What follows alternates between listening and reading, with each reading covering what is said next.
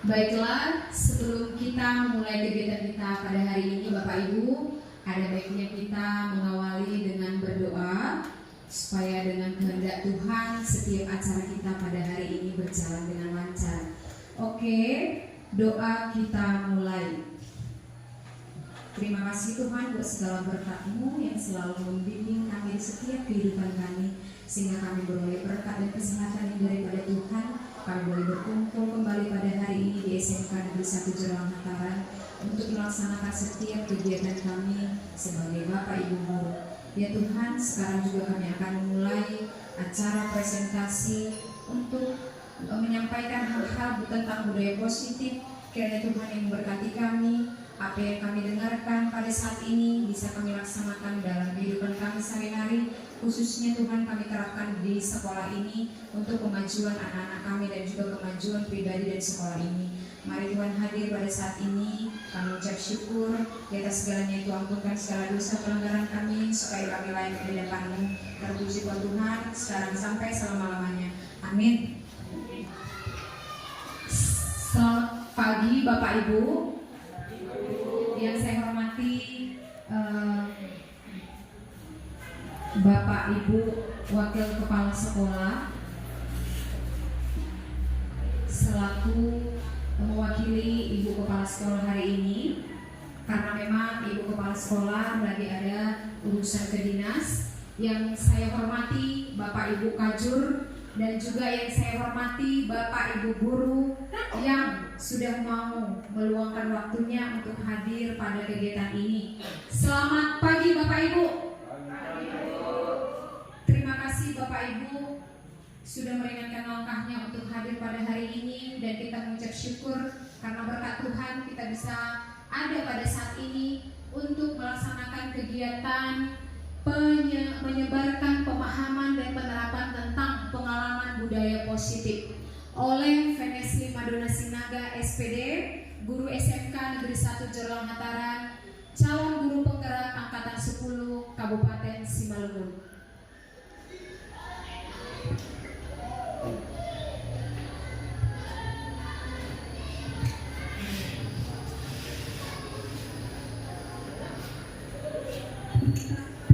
Sebentar ya Bapak Ibu.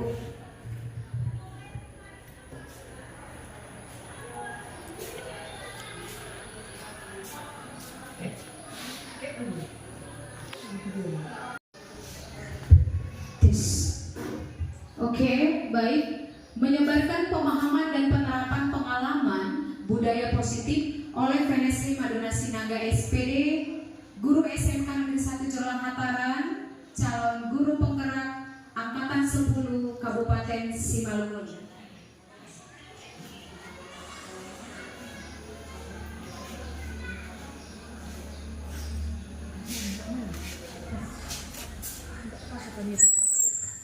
Konsep inti budaya positif. Adapun bagian dari konsep inti budaya positif Bapak Ibu, kita akan membahas tentang perubahan paradigma belajar. Yang kedua tentang materi disiplin positif. Yang ketiga tentang nilai-nilai kebajikan. Yang keempat ada kebutuhan dasar manusia, kemudian motivasi perilaku manusia, ada posisi kontrol guru, ada keyakinan kelas, dan penerapan segitiga restitusi. Nah, yang pertama Bapak Ibu, untuk pembelajaran dengan paradigma baru, di mana pembelajaran dengan paradigma baru ini merupakan pembelajaran yang dirancang berdasarkan pembelajaran diferensiasi atau pembelajaran berdiferensiasi, sehingga para peserta didik belajar sesuai dengan kebutuhannya berdasarkan tahap perkembangan, berdasarkan minat dan kebutuhan siswa untuk mewujudkan profil pelajar Pancasila. Jadi pada tahap yang pertama ini pembelajaran berdiferensiasi Bapak Ibu di sana merupakan pembelajaran yang beraneka ragam. Maksudnya kita menerapkan metode pembelajaran di mana kita tidak boleh memaksakan kehendak kepada siswa. Di pembelajaran berdiferensiasi itu siswa kita kan memiliki tingkat kemampuan yang berbeda-beda ya Bapak Ibu. Ada dia siswa kita yang memang penyerapan ilmunya cepat, ada yang memang biasa-biasa saja, ada memang yang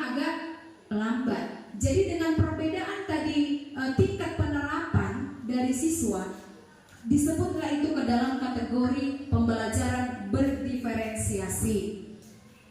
Nah, untuk miskonsepsi tentang teori kontrol, yang pertama, ilusi guru mengontrol murid. Nah, ternyata kita sebagai Bapak Ibu guru atau sebagai peserta didik tidak boleh Bapak Ibu untuk memaksakan kehendak atau memaksa mengontrol kamu itu nak seperti ini, kamu itu seperti ini, tapi hanya sekedar namanya membimbing, mendampingi, tapi bukan dengan paksaan, itu maksudnya.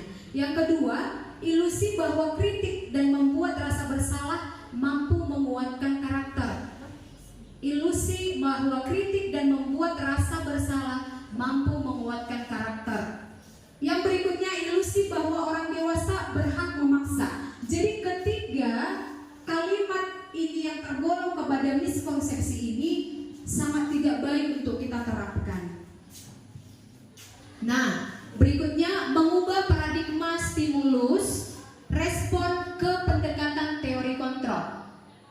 Bagian yang pertama ada stimulus respon. Realitas kebutuhan kita sama. Ternyata di teori kontrol realitas kebutuhan kita berbeda. Jadi tidak ada Bapak Ibu kebutuhan kita antara satu dengan yang lain itu sama. Ya Bapak Ibu. Kemudian semua orang melihat hal yang sama. Itu menurut bagian stimulus respon. Di teori kontrol setiap orang memiliki gambaran yang berbeda. Kita memiliki gambaran yang berbeda tentang A, tentang B, bahkan tentang si C. Yang berikutnya kita mencoba mengubah orang agar berpandangan sama dengan kita. Tetapi di tabel teori kontrol kita berusaha memahami pandangan orang lain tentang dunia. Memahami. Jadi bukan suatu hal yang gampang kita untuk mengubah seseorang. Tetapi baiknya kita memahami dulu pribadi seseorang. Bukan mengubah dengan paksa. Tapi ada baiknya kita pahami dulu sosok pribadi seseorang. Begitu juga kepada peserta didik kita. Selanjutnya, perilaku buruk dilihat sebagai suatu kesalahan. Pada teori kontrol, semua perilaku memiliki tujuan. Ketika siswa kita mungkin berperilaku buruk untuk melakukan suatu kesalahan, contoh peserta didik itu kadang sering ya Bu, siswa kita itu terlambat hadir di sekolah. Nah, baiknya kita jangan langsung menjudge, kamu kenapa terlambat gitu. Seringkali saya pribadi juga seperti itu. Sering langsung menjudge siswa gitu. Tapi ada baiknya kita mencari tahu dulu alasannya. Kenapa si peserta didik kita tadi melakukan itu? Yang pastinya tujuannya bukan maksud disengaja ya Bapak Ibu. Ada yang melatar belakangi mengapa peserta didik itu seperti itu. Kemudian orang lain bisa mengontrol saya. Tetapi di teori kontrol hanya Anda yang bisa mengontrol diri Anda. Nah itu tadi Bapak Ibu. Tidak ada yang bisa mengontrol.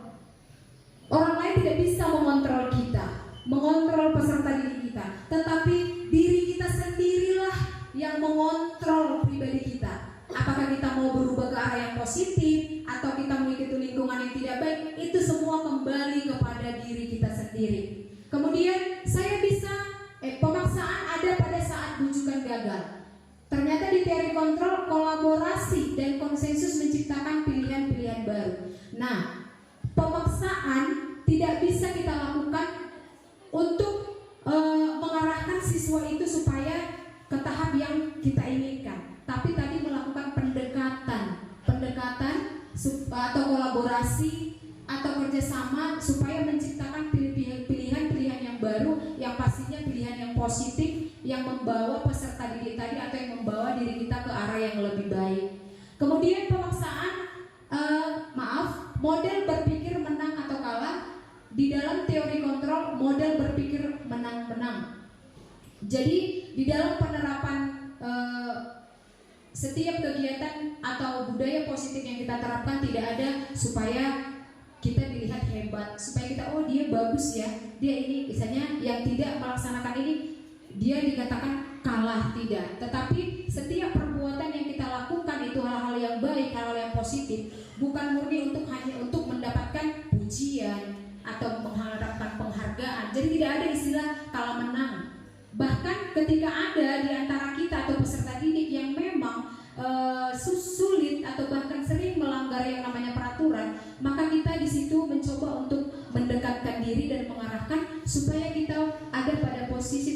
kontrol, berpikir menang-menang. Seperti itu ya Bapak Ibu. Kemudian yang kedua, disiplin positif. Kata disiplin berasal dari disiplina, yang berarti belajar.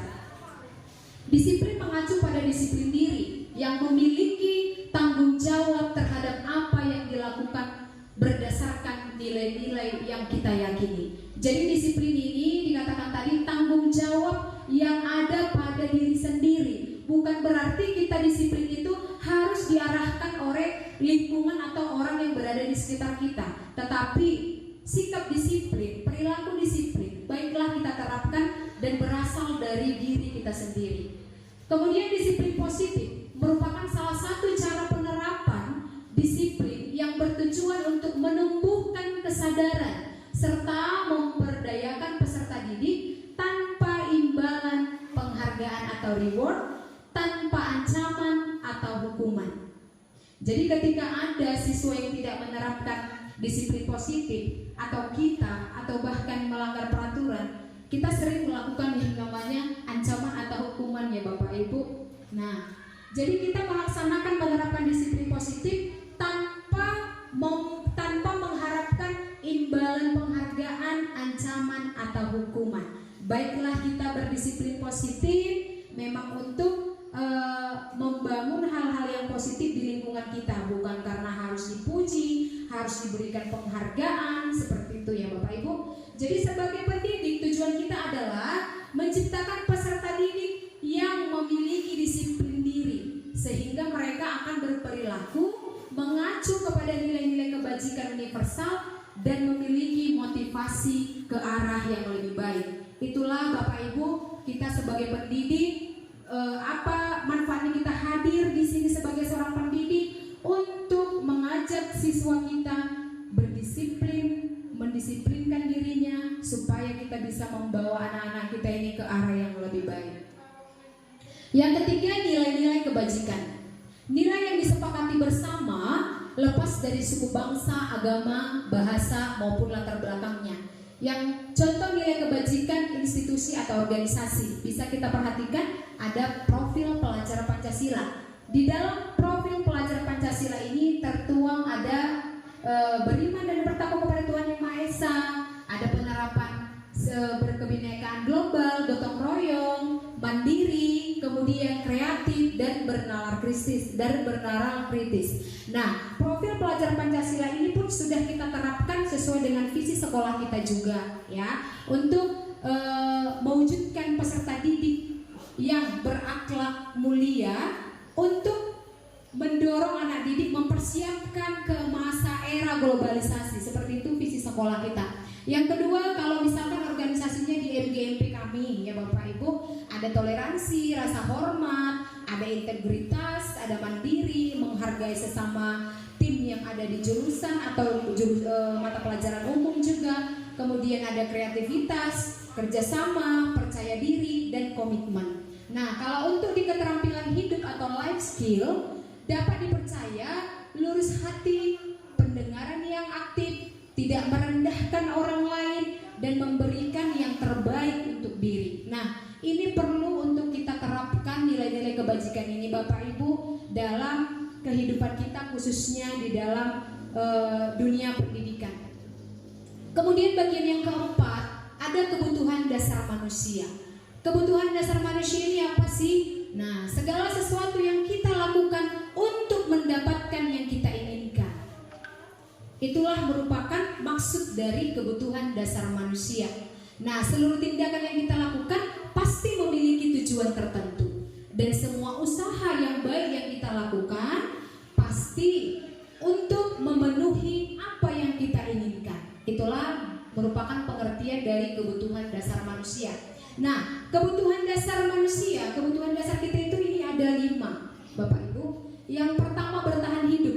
Pasti kita sebagai seorang manusia berusaha untuk bertahan hidup. Bagaimana cara kita untuk bertahan hidup? Yang pertama, makan dan minum pastinya. Kemudian berpakaian, kemudian memiliki tempat tinggal, kemudian mengharapkan keamanan, kesehatan yang paling penting. Kalau kita tidak sehat, kalau kita tidak makan, minum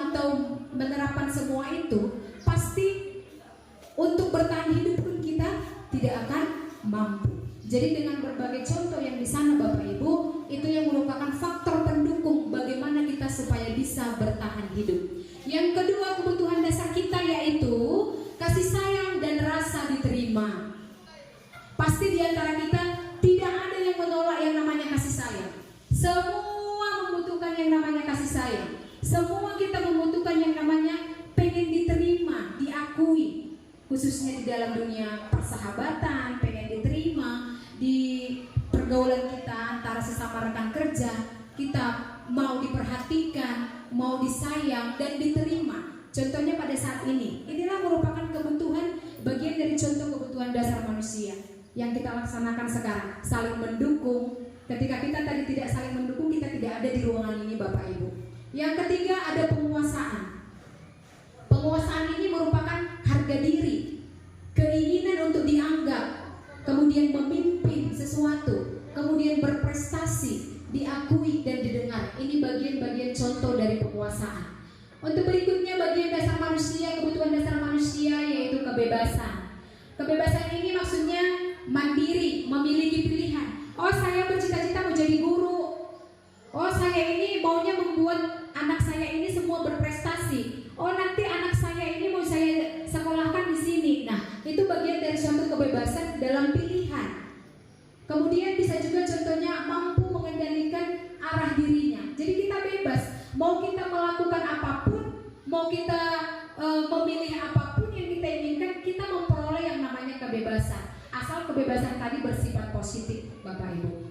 Kemudian ada kesenangan, kesenangan dalam bermain, humor, antusiasme, tertawa, dan ini semua telah kita dapatkan dalam kehidupan kita. Selama kita hidup, kita pasti mendapatkan ini. Kesenangan pasti kita mengharapkan hidup kita itu penuh dengan kebahagiaan, ya. Oke, yang berikutnya motivasi perilaku manusia. Untuk yang tergolong ke dalam motivasi ekstrinsik, ya, untuk menghindari ketidaknyamanan atau hukuman, itu bagian dari ekstrinsik. Kemudian untuk mendapatkan imbalan atau penghargaan dari orang lain, itulah merupakan motivasi perilaku manusia dari segi ekstrinsiknya.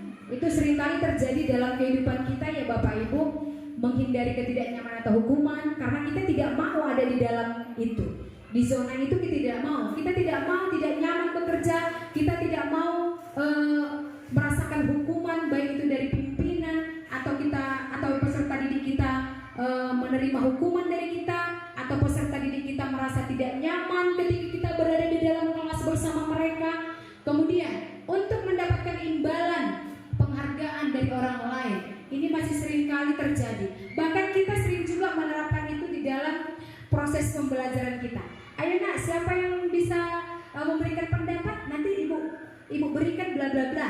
Nah, seringkali masih kita menerapkan seperti itu, ya Bapak Ibu. Itu bagian dari ekstrinsik, motivasi ekstrinsik. Kemudian motivasi intrinsik, untuk menjadi orang yang mereka inginkan dan menghargai diri sendiri dengan nilai-nilai yang mereka percaya. Nah, menurut kita Bapak Ibu, kembali ke diri kita, motivasi yang mana yang harus kita terima, yang harus kita terapkan? Itu semua kembali kepada diri kita. Apakah kita ketika berbuat budaya positif itu hanya untuk mengharapkan imbalan, reward? Apakah memang itu biarlah lahir dari diri kita sendiri dengan nilai-nilai yang dipercayakan oleh orang lain kepada kita? Itu kembali lagi kepada diri kita sendiri. Kemudian ini tadi ada hukuman, ada konsekuensi, ada restitusi. Kalau hukuman itu Bapak Ibu, hukuman itu bersifat tidak terencana atau tiba-tiba. Kemudian murid tidak tahu apa yang akan terjadi atau tidak dilibatkan. Kemudian bersifat satu arah. Kemudian berupa hukuman fisik atau psikis. Nah, kita juga selalu peserta didik, mungkin ya Bapak Ibu, kita berpikir sekali, dua kali, tiga kali sudah kita ingatkan siswa kita ini. Tapi kesalahan yang sama tetap diulangi. Jadinya kita memberikan yang namanya hukuman. Nah, sebenarnya langsung memberikan hukuman itu merupakan hal yang baik. Nanti akan kita bahas di penerapan segitiga restitusi, ya. Karena hukuman itu memang benar tidak terencana. Karena anak-anak ini pun tidak, kita pun tidak berencana untuk marah. Ada siswa yang memakai sepatu putih tidak sesuai dengan peraturan. buka sepatu kamu. Itu belum ada kita rencanakan ketika kita berada di rumah sebelum sampai di sini. Tapi itu secara tiba-tiba. Ketika ada perlakuan siswa yang melanggar namanya tadi aturan, maka muncullah yang namanya hukuman. Kemudian ada konsekuensi. Konsekuensi ini bersifat terencana atau disepakati. Kemudian murid tetap dibuat tidak nyaman dengan konsekuensi yang ada. Kemudian sikap guru selalu memonitor murid. Kemudian kalau restitusi, proses menciptakan kondisi bagi murid untuk memperbaiki kesalahan. Kemudian proses kolaborasi. Nah, dari 3 ini Bapak Ibu, yang paling baik untuk kita terapkan adalah bagian dari restitusi, di mana proses restitusi ini menciptakan suasana yang mampu memperbaiki keadaan peserta didik kita tadi, yang tadi dari hal negatif yang dibuat kita mengarahkan untuk memperbaiki ke hal yang positif tanpa harus mengintervensi ya Bu, tanpa harus mengintervensi peserta didik tersebut. Karena ketika kita memberikan hukuman, yang dirasakan apa gitu kan? Pasti sakit hati, tertekan gitu. Jadi yang kedua, proses kolaborasi itu tadi, ada kolaborasi antara peserta didik dengan guru. Kita dampingi siswa tersebut. Nah, mengapa kamu berbuat seperti itu? Gitu. Itu merupakan kolaborasi. Sama dengan kita Bapak Ibu guru, kalau kita tidak ada menerapkan yang namanya kolaborasi, semua pekerjaan kita tidak akan selesai dengan baik. Gitu ya Bapak Ibu. Kemudian ada 5 posisi kontrol guru. Ini dia. Yang pertama penghukum, bisa kita lihat dari gambar tersebut. Dan kalau kata penghukum ini sering sudah kita lihat. Bahkan kembali ke diri saya juga Bapak Ibu, ketika saya melihat ada siswa yang tidak mengerjakan tugas, kadang kita hukum, kamu duduk di lantai itu, kerjakan di situ tugasnya. Ketika ada siswa yang tidak mematuhi peraturan sekolah atau kesepakatan kelas, kamu sudah melanggar itu, keluar kamu dari kelas ini. Misal, buka sepatumu 1 hari ini kamu tidak memakai sepatu di sekolah. Seperti itulah bagian dari penghukum yang mengakibatkan rasa sakit yang dialami oleh peserta didik itu. Kemudian membuat merasa bersalah, ya. Ada posisi kontrol kita, bisa kita berperan sebagai teman terhadap peserta didik, bisa juga kita sebagai pemantau, ya, pemantau hal yang baik. Kemudian bisa juga kita sebagai manajer. Jadi dari 5 posisi ini Bapak Ibu, nanti bisa kita pilih kembali ke pribadi kita sesuai dengan ada video nanti di selanjutnya. 5 posisi ini yang mana yang sebenarnya harus kita terapkan sebagai pendidik. Oke, kita coba mengamati video ini ya Bapak Ibu, supaya kita nanti bisa menyimpulkan. Dan Bapak Guru hebat dalam penerapan disiplin positif restitusi. Salah satu program yang dikembangkan adalah 5 posisi kontrol. 5 posisi kontrol dalam restitusi adalah proses perjalanan seorang pendidik agar dapat mengenali dirinya. Pada video kali ini, kita akan membahas tentang 5 posisi kontrol yang dikembangkan oleh Diane Rosen dan contoh penerapannya.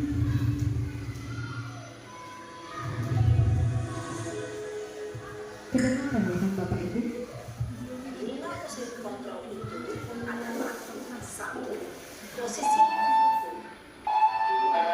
Posisi pembuat masalah, 3. Posisi pendamping, 4. Posisi pemantau atau monitor, dan 5. Posisi manajer. Untuk lebih sekarang kita istirahat yang pertama. kita saksikan Kali lagi istirahat yang pertama. 20 menit di sekolah dan melihat bagaimana kelima posisi kontrol dalam menghadapi masalah tersebut.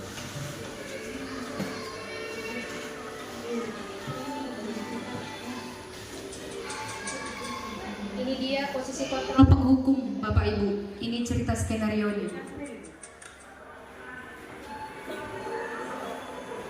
Naren, sini kamu. Selalu terlambat. Kamu deh, pasti terlambat. Saya Apa? Apa coba? Alasan kamu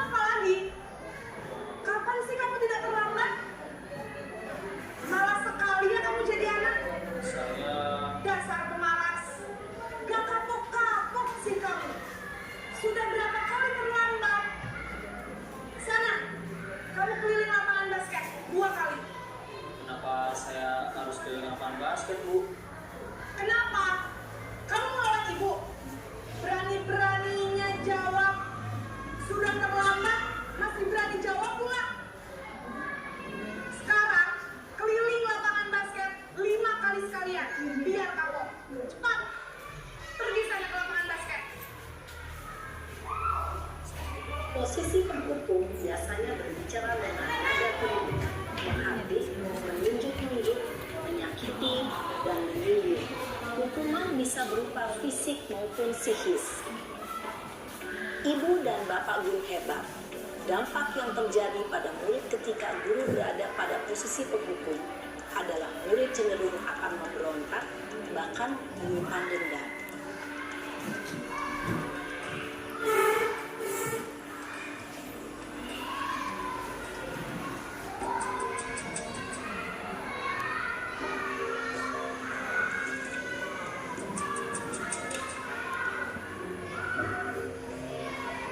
Naren,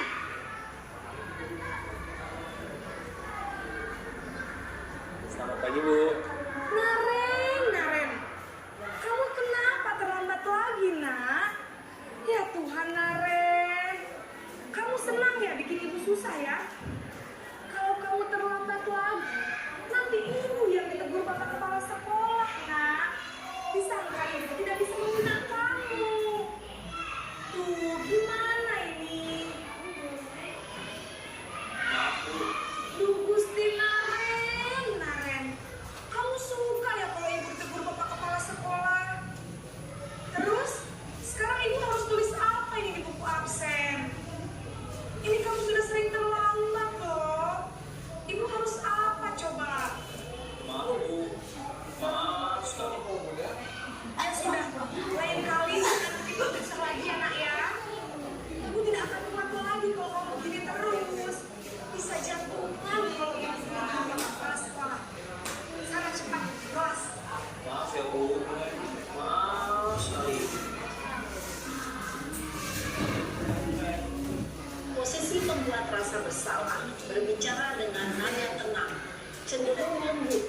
Namun kata-kata yang diutarakan membuat murid merasa menjadi orang yang gagal, memandang buruk dirinya sendiri, merasa tidak berharga, dan tidak sanggup membahagiakan orang lain. Ketika guru mengambil posisi pembuat rasa bersalah, murid akan menganggap dirinya yang bersalah dan ia akan menyimpan emosi negatif tersebut di dalam dirinya.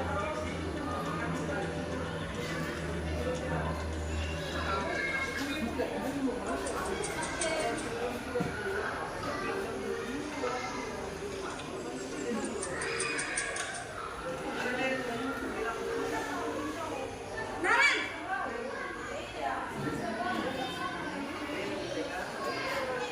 Selamat pagi, Bu. Wah, sudah jam berapa ini, nak? Terlambat lagi ya saya. Iya, Bu.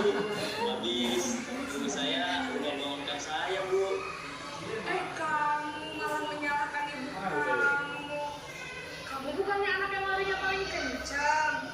Kok terlambat sih? Iya, Bu. Saya memang terlambat bangun tadi. Jadi, biarpun saya lari kencang, tetap gak kejar, Bu. Ya sudah sana. Nanti lain kali larinya lebih kencang lagi ya. Biar gak terlambat lagi. Bikin seneng ibu. Demi ibu. Bisa kan? Bisa lah, Bu. Ya sudah sana ke sekolah sih. Ibu beresin urusan absen kamu. Kamu ini ada-ada saja. Dalam posisi teman, guru berbicara dengan nada suara ramah, akrab, cenderung bersenda gurau untuk menjaga suasana tetap santai. Murid akan merasa senang, aman, dan akrab dengan guru. Identitas yang tercipta adalah identitas sukses atau berhasil. Namun, tidak diingat, karena ini masih dorongan eksternal, maka ada faktor ketergantungan dari murid kepada orang tertentu. Di sini, guru absennya, sehingga di lain waktu, murid bisa berperilaku baik, namun hanya kepada orang-orang tertentu saja.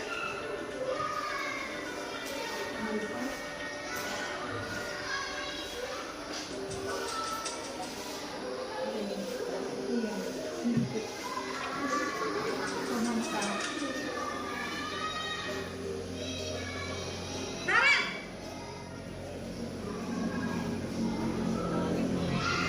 Selamat pagi, Bu. Naren, apa peraturan sekolah kita tentang jam berapa kita harus masuk sekolah, nak? Kita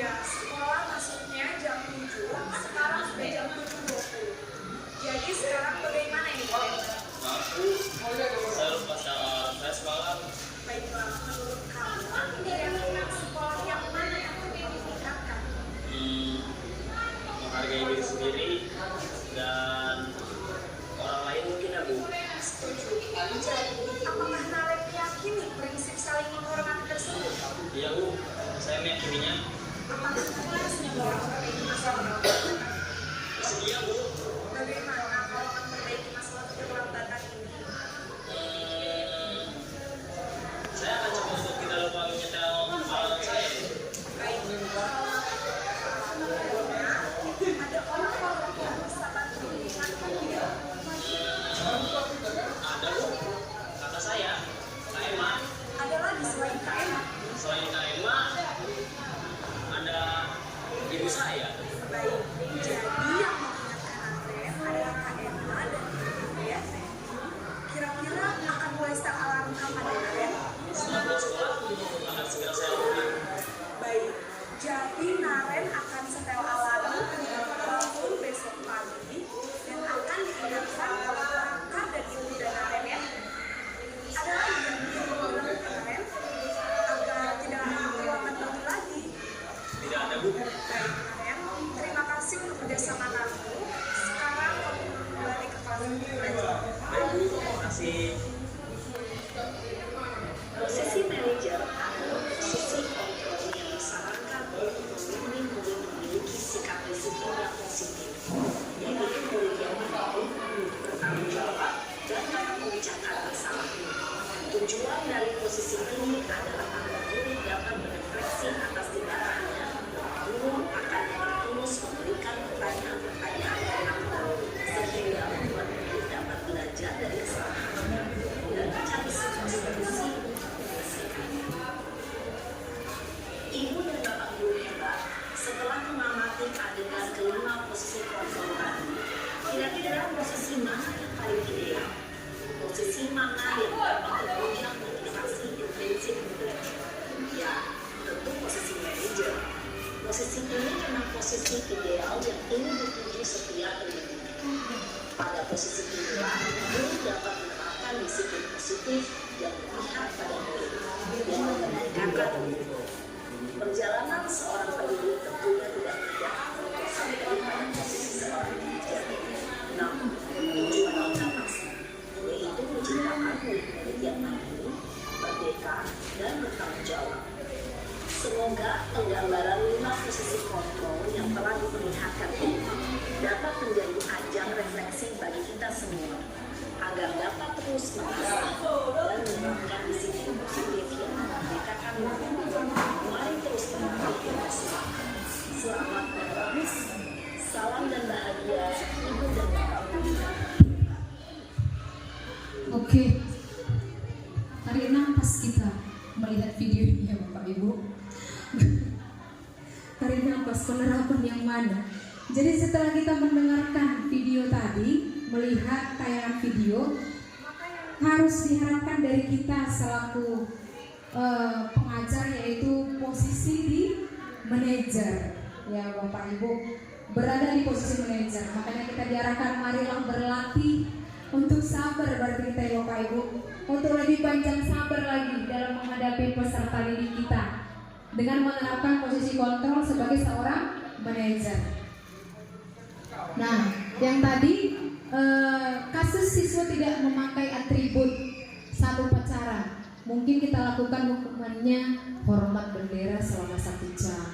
Kemudian berapa kali ibu bapak harus memberitahu kamu selalu saja mengecewakan ibu bapak. Nah, ini merupakan kalimat yang turun dari video tadi, kesimpulan tadi dari video.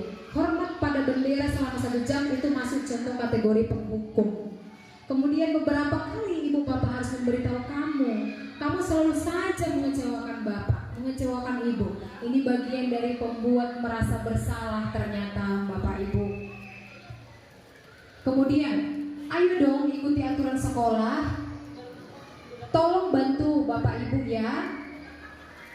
Kemudian ya sudah, tidak apa-apa, lain kali jangan sampai berbuat seperti ini lagi ya. Berarti kita di kalimat ini ada pada posisi sebagai teman. Kemudian kamu sudah melanggar peraturan sekolah, kamu tahu konsekuensinya. Setelah upacara, kamu beli atributnya ke koperasi dan jangan diulang kembali.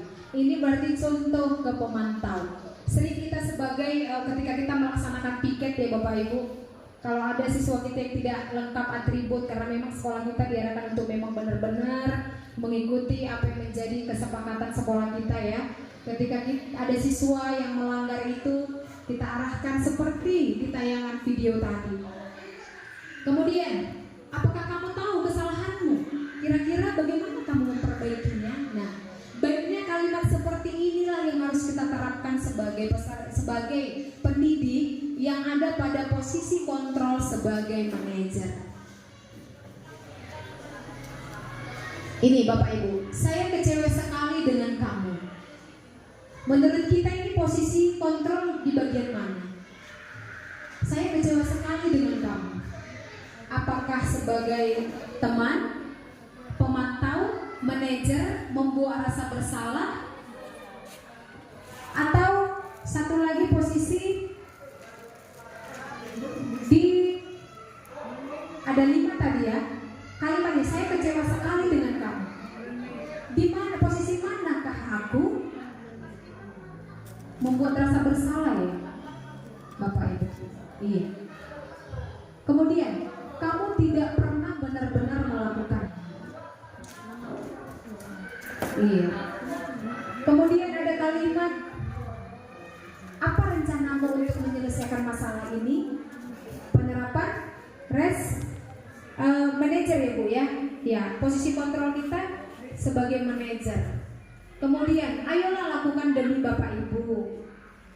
Ayolah lakukan demi Bapak, demi Ibu. Berarti posisi kita di bagian temankah? Iya, di bagian teman. Kemudian, kamu tidak pernah mendapat nilai jika tidak mengerjakan tugas. Apakah kita di posisi penghukum atau manajer atau pembuat rasa bersalah? Kamu tidak akan pernah mendapat nilai jika tidak mengerjakan tugas.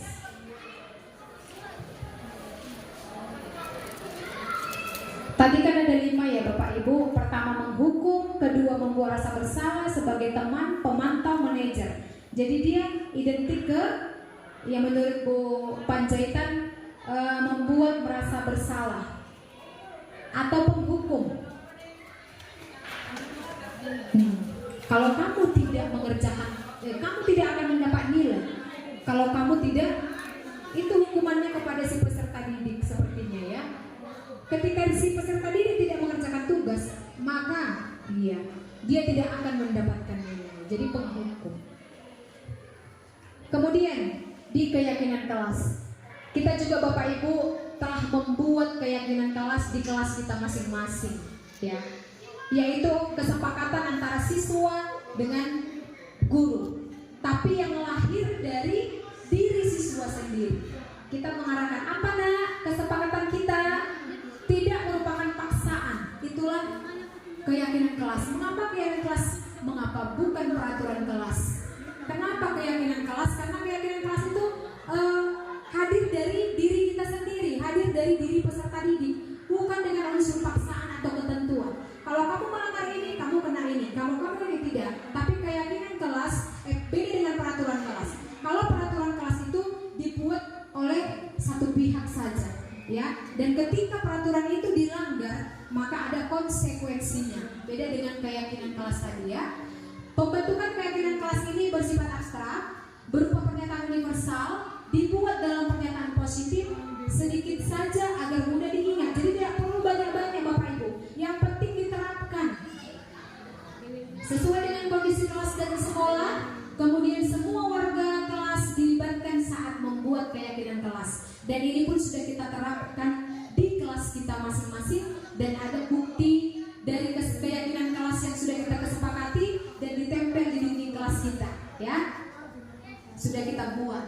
Kemudian segitiga restitusi, suatu proses dialog yang dijalankan oleh guru agar dapat menghasilkan murid yang mandiri dan bertanggung jawab. Nah, segitiga restitusi ini ada 3 tahap: validasi tindakan yang salah, kemudian menanyakan keyakinan, kemudian menstabilkan identitas.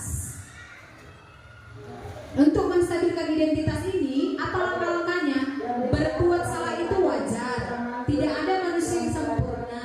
Inilah bagian-bagian dari menstabilkan identitas yang akan kita terapkan ketika ada siswa atau peserta didik yang melanggar kesepakatan atau keyakinan kelas tadi. Kemudian ada validasi tindakan yang salah. Kita harus menggunakan kalimat-kalimat ini Bapak Ibu, kalimat-kalimat yang memang halus, pendekatan yang tidak menyakiti hati peserta didik. ataupun tidak membuat kita merasa lelah, membuat kita capek dengan tingkah laku peserta didik tadi. Kemudian menanyakan keyakinan, apakah keyakinan kelas kita sudah kamu jalankan nak? Keyakinan kelas mana yang kamu langgar? Nah, disinilah itu menanyakan keyakinan kelas. Nah, di sini kemarin Bapak Ibu, saya menerapkan segitiga restitusi di sekolah kita ini. Kasus yang pertama itu ada siswa yang terlambat.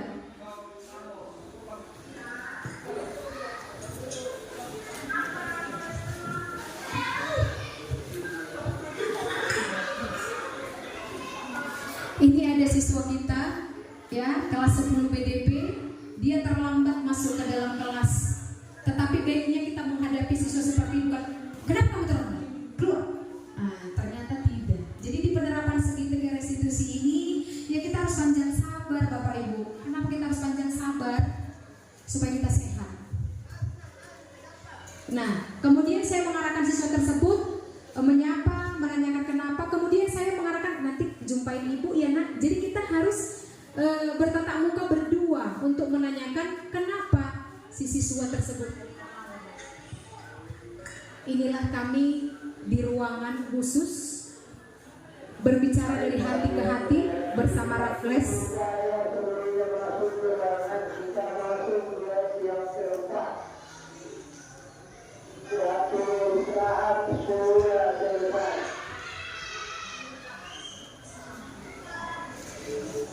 Nah, di sini saya menerapkan tadi segitiga restitusi 3 langkah, melakukan validasi. Ada 3 tadi segitiga restitusi ya Bapak Ibu.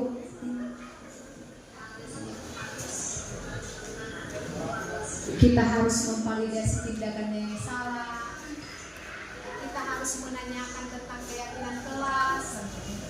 Kemudian kita menstabilkan identitasnya. Kita menstabilkan identitasnya. Jadi pasti sudah bisa masuk ke ruangan. Ayo satu dirimu dramatikasi.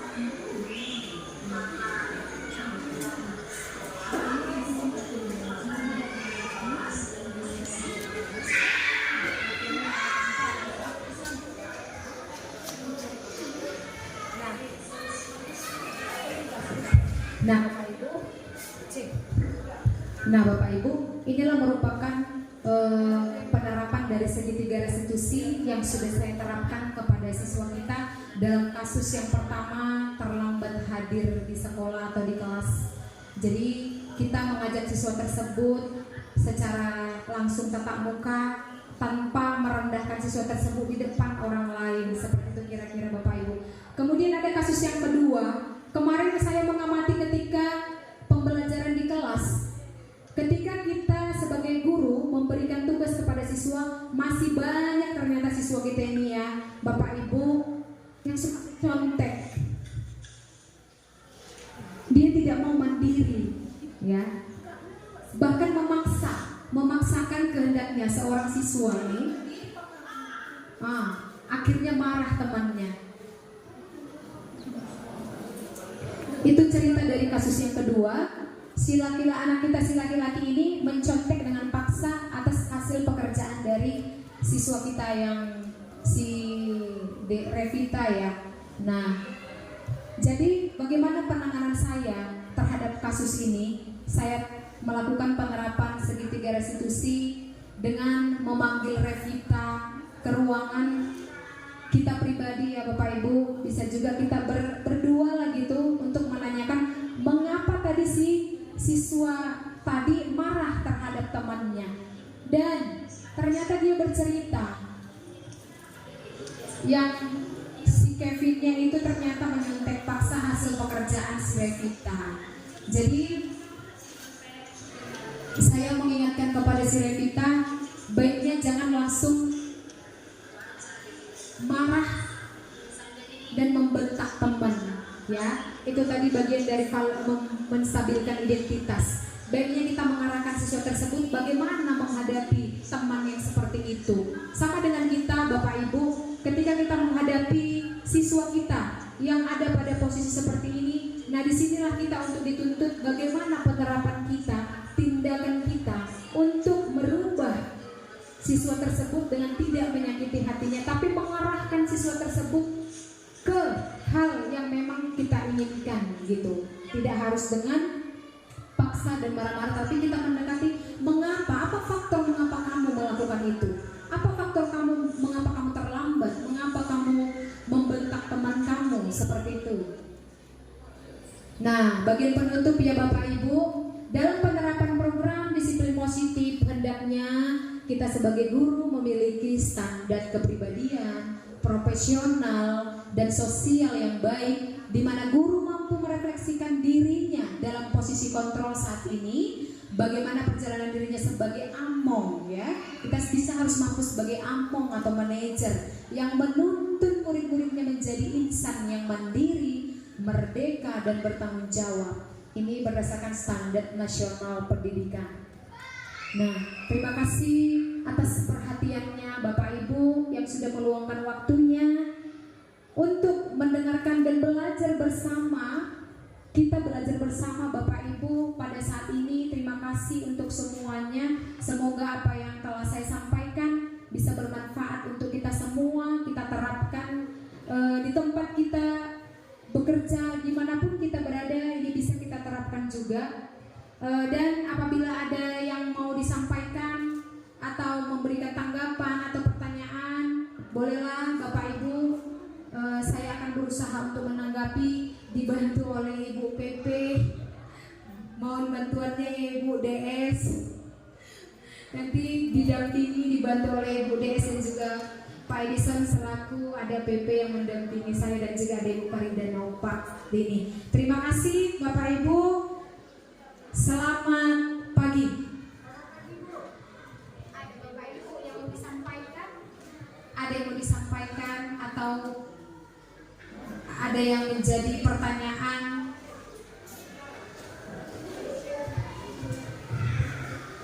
Bu Kristi kayaknya mau angkat tangan. Bentar, begini dulu ya Bu. Gak apa-apa Bu, kita jangan tegang kali. Oke, tepuk tangan dulu untuk kita Bapak Ibu. Oke, ternyata kita memang harus menjadi guru yang panjang sabar. Hebat-hebat ternyata guru-guru itu. Saya sekarang menyadari, ternyata ketika saya jadi siswa dulu, luar biasa guru saya itu gitu. Dan sekarang saya ada di posisi guru saya dulu, ternyata seperti ini gitu. Ya Nak ya. Dan juga kepada peserta didik nanti di kelas, ya mana tahu bercita-cita sebagai guru, inilah dia gitu maksudnya. Iya, calon-calon seorang guru ya.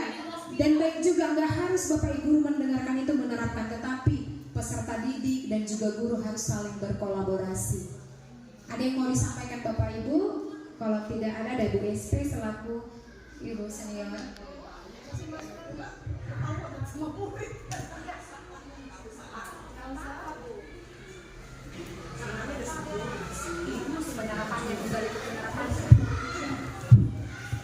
Ya, terima kasih atas kesempatannya buat Ibu Venesri sebagai moderator penyampai materi ya, begitu bagus. Sebenarnya udah ideal sekali, apalagi kalau kita di posisi Amung tadi yang manajer ya. Sebenarnya idealnya memang seperti itu. Namun pelaksanaannya yang ajubile deh, payah, seringkali lupa gitu, mengarahkan diri ke manajer itu atau Amung. Hanya kalau menurut saya ini memang harus diingat-ingatkan terus. Mau lupa gitu lah. Pingin sih seperti itu gitu ya. Hanya saya mau tanya juga sama Ibu Venesri. Kalau menurut Ibu Venesri bagaimana supaya trik-trik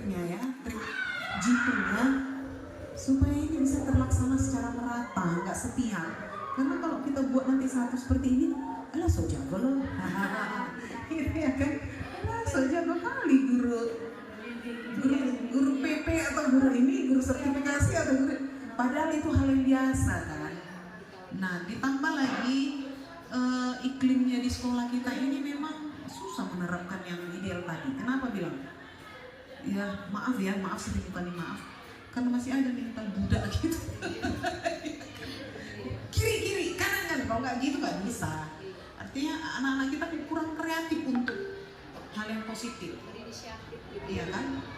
Karena banyak cenderung enak di aku nggak enak di kau gitu ya kan. Apa sih nggak bisa dibilang ibu, mungkin gitu dalam hatinya kan. Nah, padahal hati kita sebagai guru ya ingin yang terbaik kita buat. Ujung-ujungnya rupanya anak yang nggak bisa nerima. Apalagi dari latar belakang keluarga, situasi lingkungan yang berbeda dengan yang ada di pikiran kita gitu. Nah makanya saya tanya sama Ibu Fenesli, gimana sih caranya, trik jitunya? Apakah perlu diingatkan? Nah gitu Pak.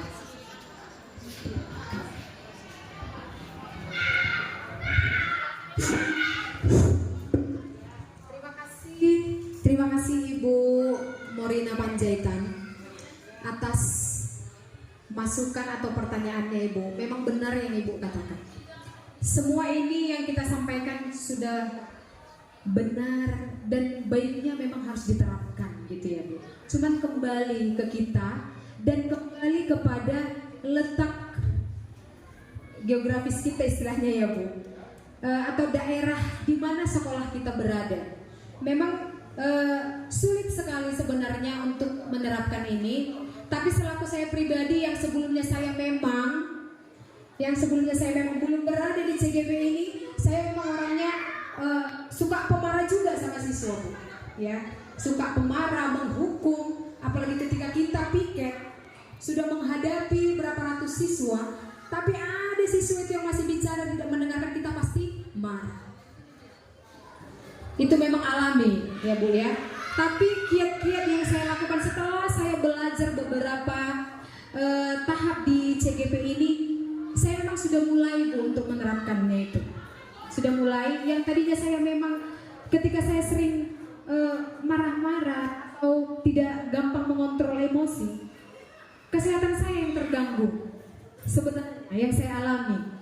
Tapi ketika saya mulai menerapkan tadi sesuai dengan materi yang kita sampaikan, ada memang Bu faedahnya. Satu, rasa capek, terbebani gitu ya, lelah itu mulai berkurang Bu ketika kita memang benar-benar sabar untuk menerapkannya. Itu. Jadi ketika kita dapat pengalaman atau ilmu gitu ya, ilmu dari Bapak fasilitator yang penyampai, kemudian ilmu dari para pengajar praktek, kita dengarkan, kita coba terapkan. Oh ternyata memang benar-benar berkhasiat gitu, seperti kasus tadi yang sudah saya hadapi ya Bu ya. Memang harus panjang sabar, harus memang benar-benar kita berikan diri kita ini untuk peserta didik tadi. Bagaikan seperti dokter terhadap pasiennya, seperti itulah Bu. Saya ibaratkan kita guru kepada peserta didik ini. Memang kalau kata sulit, memang sulit Bu untuk menerapkan. Apalagi di sekolah kita ini ada jurusan teknik ya, yang mendominasi semua laki-laki, yang memang peluang untuk sering kalau laki-laki identik merokok, cabut gitu ya Bu, siswa kita ini. Dan memang menghadapinya sangat sulit. Kita memang udah beberapa kali sharing juga ya di kantor. Gimana lah Bu Fenesli mau menerapkan seperti itu? Ketika sekali, dua kali, tiga kali sudah diingatkan, tetap aja ini. Udah lembut, udah jurus ini, tetap. Nah, memang kembali lagi kepada di mana kita tinggal ya Bu Panjaitan ya. Tapi trik dari saya sih itu aja Bu. Yang pertama niat untuk menerapkan ya. Ketika kita tadi sudah memang berniat, pasti ingat, tidak akan lupa. Oh, tuh anak itu bermasalah. Oh berarti saya bayangkan seperti saya seorang dokter gitu. Iya, nggak bosan-bosan Bu. Iya. Yang apa sakitnya ibu gitu kan. Jadi kalau kita kenapa nak kamu berbuat seperti itu nak gitu kan. Karena memang kalau kita perhatikan Bu, ketika saya tadi bertindak sebagai suka marah, suka menghukum, si anak ini bukan langsung berubah jadi anak baik, bukan. Tapi dengan pendekatan, dengan pelan-pelan sabar kita melakukan pendekatan kepada siswa. Saya percaya sih Bu, karena memang ini walaupun bagian sedikit yang masih saya terapkan Ibu Panjaitan, maaf senior ya, tapi memang sudah ada faedahnya gitu. Kemudian Bu, karena memang siswa kita ini kan Bu berasal dari keluarga yang broken home gitu ya Bu ya, kurang kasih sayang. Nah, mungkin 5 kebutuhan dasar tadi belum semua diterima sama anak-anak kita. Itu yang menyebabkan anak-anak kita ini menjadi ada yang nakal, ada yang apa Bu namanya suka usil gitu. Dan memang karena memang dia membutuhkan kasih sayang, perhatian dari kita. Kalau saya teliti ini sampai sejauh ini seperti itu. Tapi ketika saya sudah, nah apa kabar? Contoh seperti itu. Selamat pagi Nah, halo pagi-paginya ya Bu. Kemudian apa kabar Nah? Jadi ketika besoknya kita ketemu tanpa kita dulu pun siswa itu juga halo ya Bu, selamat pagi gitu. Dan itu memang Bu walaupun sebagian kecil ya Bu ya sudah saya terapkan juga dan memang sangat-sangat berfaedah Bu. Dan kesehatan saya pun memang mengalami peningkatan. Yang tadinya saya itu kalau misalkan hadir ke semua, aduh gitu ya kan Bu. Aduh menghadapi TBC nanti, aduh menghadapi apa, aduh menghadapi BDP yang ada siswa yang malas mengerjakan tugas nanti. Nah kita datang udah dengan penuh semangat melangkah ya. Oh nanti untuk mengatasi yang seperti ini saya buat aja seperti ini. Oh mengatasi yang seperti ini saya buat aja seperti ini. Jadi semuanya udah berjalan dengan baik. Semoga Bu kedepannya juga kita apabila menerapkannya dan memang marilah kita sama-sama untuk menerapkan isi dari materi tadi supaya memang selain tadi kita merasa nyaman, tidak terbebani ya, dan pasti dengan cara seperti itu anak-anak ini pun akan memang mau kita ajak untuk maju. Semoga ya Bu ya. Itu sih trik yang saya lakukan Bu, hanya panjang sabar gitu. Dan juga saya niatkan memang saya coba dulu. Memang saya selama ini juga seorang guru yang suka marah, suka menghukum. Bahkan dulu saya itu Bu mau menampar siswa ya Bu ya. Nah, bahkan ketika saya merefleksikan diri, tapi kenapa saya melakukan itu ya karena ada alasnya tadi ya. Ketika siswa tadi melakukan kesalahan yang berulang-ulang, kita sudah tidak bisa mengontrol diri tadi ya. Nah, tapi ketika saya sudah merubah diri dari hal itu, mencoba menerapkan hal baik tadi, semua itu sudah saya coba untuk tinggalkan. Lebih melakukan pendekatan diri aja Bu, sebagai among, sebagai manajer tadi kepada siswa. Semogalah dengan penerapan itu memang benar-benar anak-anak didik kita ini bisa kita arahkan ke arah yang lebih baik. Seperti itu kira-kira Bu yang bisa saya sampaikan. Ya, terima kasih Ibu Panjaitan. Ada lagi ibu-ibu?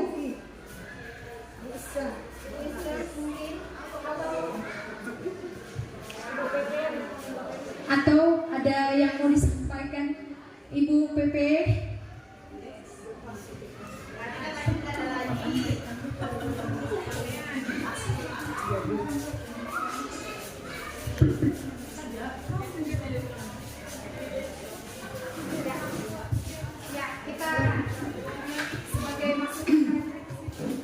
Baik, terima kasih buat kesempatan yang diberikan kepada saya.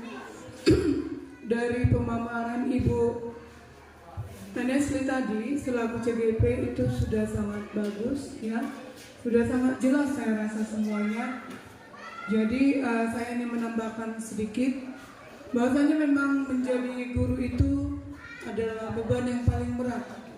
Maka kalau dikatakan, kalau kita pernah membaca, kebetulan saya Kristiani ya Bu, yang saya pernah baca ada kata-kata di Alkitab seperti ini, janganlah kamu mau menjadi guru, karena guru hukumannya lebih besar dari profesi yang lain, seperti itu. Jadi memang beban kita berat, ditambah lagi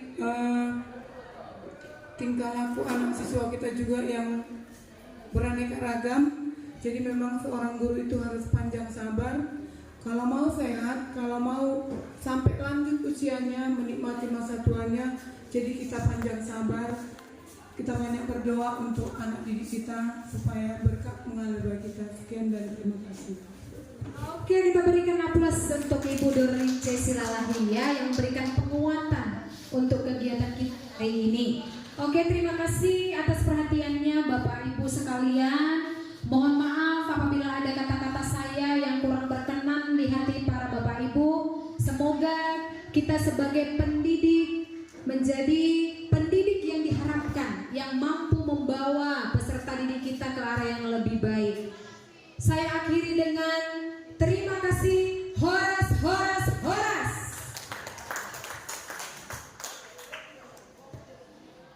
Terima kasih Bapak Ibu.